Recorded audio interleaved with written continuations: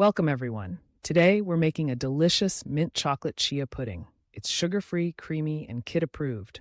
Perfect for breakfast or dessert that the whole family will love. Here's what you'll need.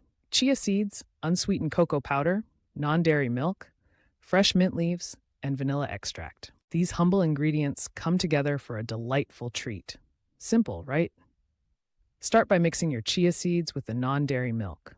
Whisk in the cocoa powder until it's smooth and silky.